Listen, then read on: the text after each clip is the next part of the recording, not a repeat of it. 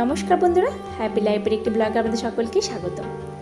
এই প্রচণ্ড গরমে আমরা বড়রাই অসুস্থ হয়ে পড়ছি, আর নাজেহাল অবস্থা হয়ে যাচ্ছে আমাদেরই। আর এই দাবদাহ ওয়েদারে আমাদের বাচ্চারা যাতে ঠিকঠাক থাকে, তাদের ঠিকঠাকভাবে যাতে যত্ন হয়, ঠিকঠাকভাবে খাওয়া দাওয়া, ঘুম, এই সমস্ত কিছুই হয়, সেই জন্যই আজ কয়েকটি কথাবার্তা আপনাদের সাথে শেয়ার করব। তো চলুন, এই গরমে আমি আমার বাচ্চাদেরকে ঠিক কীভাবে যত্ন করি, কীভাবে কী খাওয়া দাওয়া করাই, সমস্ত কিছু আজকে আপনার সাথে শেয়ার করছি। প্রথমেই বলি, গরমে যেটা ছাড়া চলেই না, জল।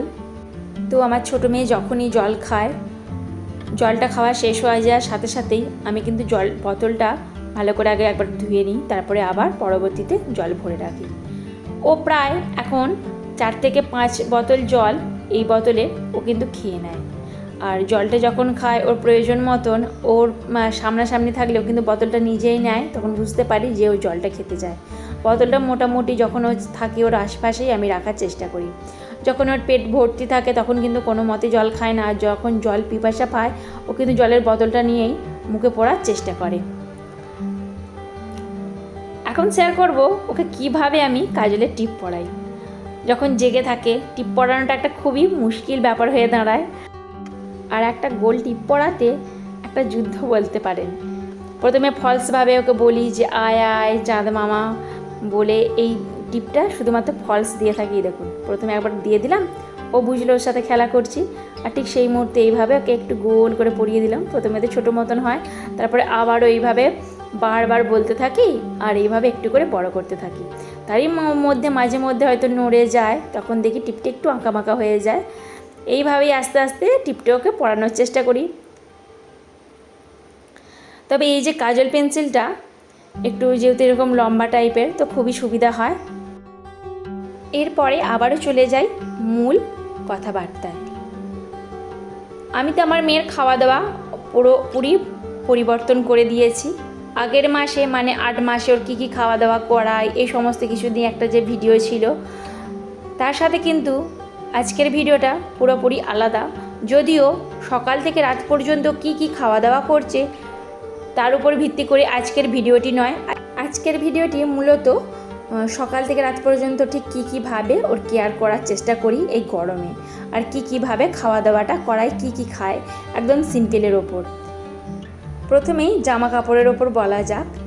আমি সবসময় চেষ্টা করি একটা সুতির জামা পরিয়ে রাখার, আর সুতির জামাটা কিন্তু খুবই ঘামগুলো অ্যাবজর্ব করে নেয়। এখানে তো প্রচণ্ড পরিমাণে গরম পড়েছে, শুধু আমাদের এখানে কেন, সব জায়গাতেই গরম পড়েছে। আর দুপুরের পর থেকে ঘরে একদম থাকাই যাচ্ছে না, পুরো মনে হচ্ছে একদম কি বলবো, পুরো যে বাষ্প উঠছে ঘরের ভেতরে ঠান্ডা গরমে, সেই রকম একটা বোঝা যাচ্ছে। আর পাপান তো 10 মিনিটের বেশি ঘুমাচ্ছেই না। বড় মেয়েটা ঘুমিয়ে পড়তে বাধ্য হচ্ছে, যেহেতু সকালে 5:30টার সময় উঠছে, আর সারাদিনই সেইভাবে এদিক ওইদিক করে ক্লান্ত তো হয়ে পড়ছো, স্কুল যাচ্ছে আর পড়তে যাচ্ছে এই সমস্ত করে করে। আর আমার আর ঘুম হচ্ছে কোথায়, যদিও একে নিয়ে থাকতে হচ্ছে, উঠে পড়ছে। আর এতটা পরিমাণে গরম পড়ে গেছে না যে একদম থাকাটা সম্ভব হয়ে উঠছে না। এক পশলা যদি বৃষ্টি হয়ে যায়, তারই মধ্যে দেখছি বেশ ঠান্ডা হয়ে যাচ্ছে ওয়েদার। যেমন কিছুদিন আগে খুব পরিমাণে গরম পড়লো, আবার তারই মধ্যে একদিন বৃষ্টি হলো, বেশ ভালো রকমভাবে, আবার 2 দিন ঠান্ডা ঠান্ডা ভাব হয়ে গেল।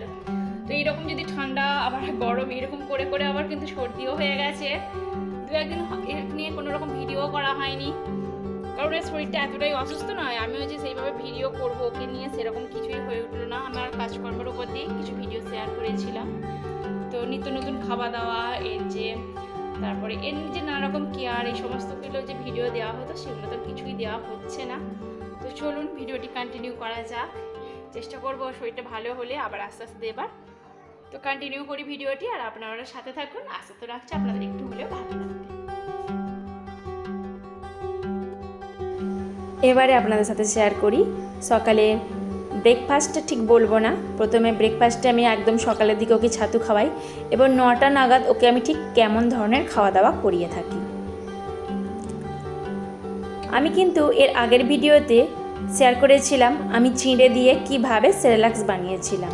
যেহেতু এখন গরম পড়ে গেছে, নানান রকম ড্রাই ফ্রুট এই সমস্ত কিছু দিয়ে কিন্তু খাওয়া দাওয়াগুলো করালে অনেকটা পরিমাণে ওদের শরীর গরম হয়ে যায়। সেক্ষেত্রে আমি কিন্তু এবারে কোনো রকম ড্রাই ফ্রুট এতে ইউজ করলাম না। যেমন আগের বারে আমন্ড, কাজু দিয়ে একটা আমি সেরেলাক বানিয়েছিলাম, তারপরে আবারও পরবর্তীতে আরও একটা সেরেলাক বানিয়েছিলাম আমন্ড, কাজু এবং নানান ধরনের বাদাম দিয়ে। সেই সমস্ত ভিডিও তো আছেই, এবং এই সমস্ত খাওয়া দাওয়া কিন্তু এখন এই গরমে করানোটা একেবারেই উচিত বলে আমার মনে হয় না। সেক্ষেত্রে আমি যেটা করেছি, ডক্টর তো এমনিতেই বলেছিলেন যে চিড়েটা এমনি নর্মালভাবে দিতে আর সেরেলাক আলাদা করে বানিয়ে দিতে। যদিও এই গরমের কারণে আমি পুরোপুরি সেরেলাকটা এখন বন্ধ রেখেছি। সেরেলাকটা আছে, যদিও 3 দিনের মধ্যে হয়তো 1 দিন দিলাম এই রকম, কিন্তু যেদিন খুব গরম সেদিনকে কিন্তু সেরেলাকটা দেবো না, মানে হোমমেড যে সেরেলাকটা বানিয়েছি। এছাড়া আমার মেয়েকে তো আমি পুরোপুরি অভ্যস্ত করে তুলেছি প্রায় 70% যে হোমমেড খাবার দাবারের দিকে। আর এখানে যেমন চিড়াটা একটু হালকা করে রোস্ট করে নিলাম, তারপরে একটু মিক্সিতে গুঁড়ো করে নিলাম। আর এখানে কিন্তু চালার কোনো রকম প্রয়োজন নেই। আমি কিন্তু এটা 9টার টাইমটাতে ওকে দিয়ে থাকি, তবে অর্ধেক চামচ দিলেই কিন্তু এটা পরিমাণটা অনেকটাই হয়ে যায়। তো আমার মেয়ের তো অর্ধেক চামচ দিলেই ওর হয়ে যায়।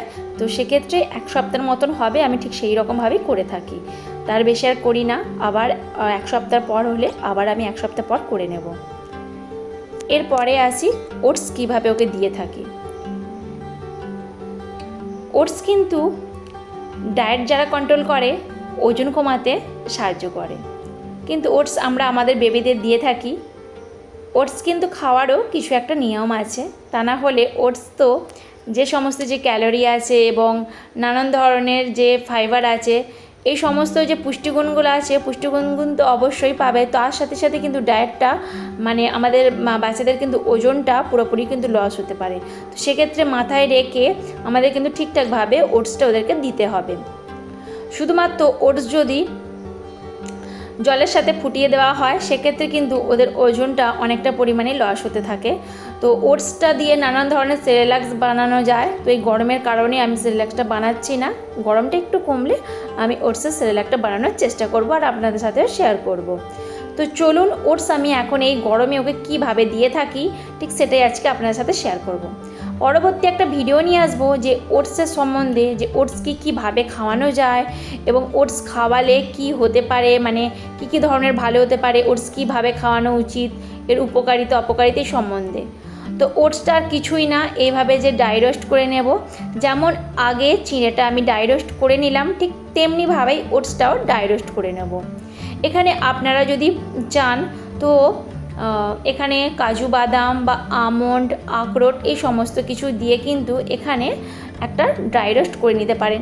কিন্তু যেহেতু খুবই পরিমাণে গরম পড়েছে সেক্ষেত্রে আমি এখানে কোনো রকম বাদাম ইউজ করছি না, মানে কোনো রকম ড্রাই ফ্রুটস ইউজ করছি না, যেহেতু বিশেষ পরিমাণে গরম। আর আমাদের থেকেও কিন্তু বাচ্চাদের শরীরে গরমটা একটু বিশেষ পরিমাণেই লাগে বেশি, তাই এই গরমের কথা মাথায় রেখে শুধুমাত্র ওটসটাকে আমি একটু ড্রাই করে নিলাম।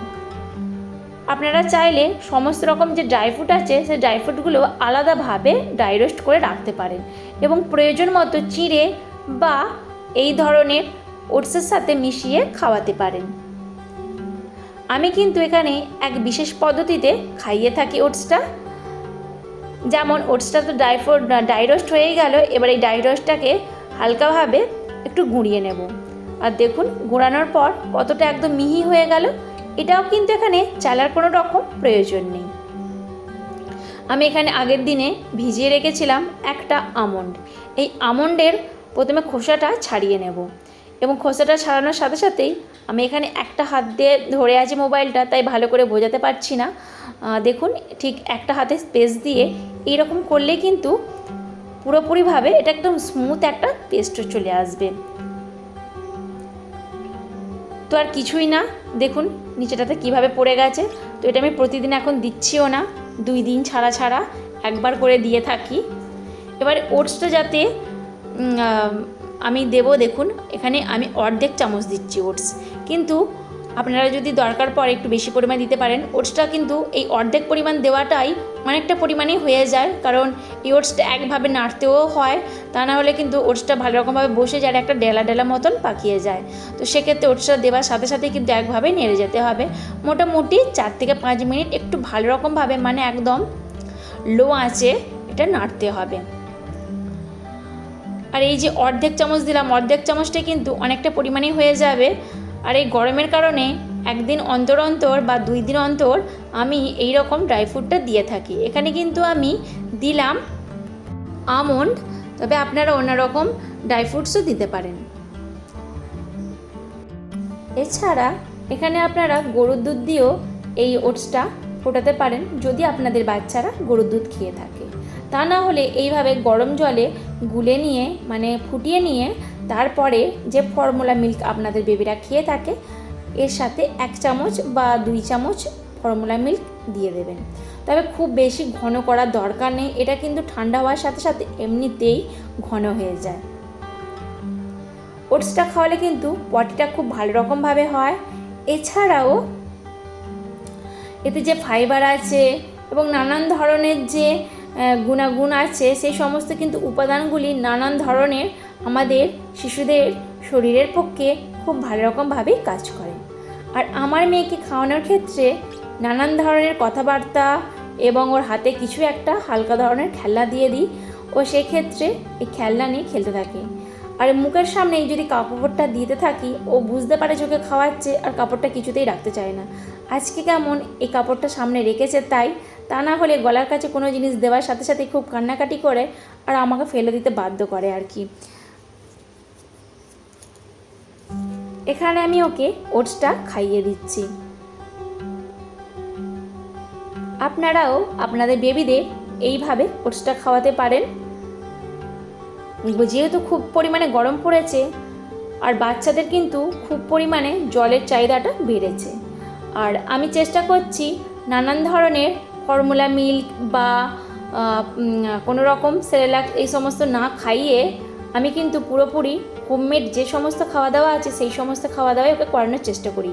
আমি 2 থেকে 3 দিনের মধ্যেই চেষ্টা করব সকাল থেকে রাত পর্যন্ত আমার মেয়েকে যে যে ধরনের খাবার খাওয়াই, ঠিক সেই রকম একটা লিস্ট আপনাদের সাথে শেয়ার করতে। সেই দিন আর অন্য কিছুই না, সকাল থেকে রাত পর্যন্ত কি কি ধরনের খাওয়া দাওয়া করে সমস্ত কিছু আপনার সাথে শেয়ার করব। আর এই যে প্রতিবার খাওয়ানোর পর ওকে এইভাবে প্রথম একটুখানি জল খাইয়ে ছেড়ে দিই, তারপরে মোটামুটি 15 থেকে 20 মিনিট পর ওকে আবারও একটু জল দিই, তখন কিন্তু জলটাও অনেকটা পরিমাণেই নিজে থেকে খেয়ে নেয়। জল খাওয়ানোর ক্ষেত্রে কিন্তু ওকে আমার কোনো রকম জোরাজুরি করতে হয় না। তো আজকের ভিডিওটি এই পর্যন্তই রাখলাম। যদি ভালো লেগে থাকে তাহলে অবশ্যই একটা লাইক এবং একটা কমেন্ট করবেন। আপনাদের একটা লাইক একটা কমেন্ট আমাকে পরবর্তী ভিডিও বানাতে মোটিভেট করে। আপনাদের যদি কোনো রকম জিজ্ঞাসা থেকে থাকে বা আমাকে কোনো রকম ইনফরমেশান দেবার থাকে তাহলে অবশ্যই কমেন্ট বক্সে আপনাদের মূল্যবান তথ্য রেখে যাবেন। আশা তো রাখলাম আপনাদের একটু হলেও ভালো লেগেছে। তাহলে চলুন ভিডিওটা আজ এই পর্যন্তই রাখলাম। আমার সাথে পুরো ভিডিওটি জুড়ে থাকার জন্য আপনাদের অসংখ্য ধন্যবাদ জানাই। এইভাবেই আমার পাশে থাকুন এবং আমাকে এগিয়ে যাওয়ার জন্য সাহায্য করুন। তাহলে দেখা হচ্ছে আবার নেক্সট কোনো একটি ভিডিওতে। ততক্ষণের জন্য ভালো থাকুন, সুস্থ থাকুন।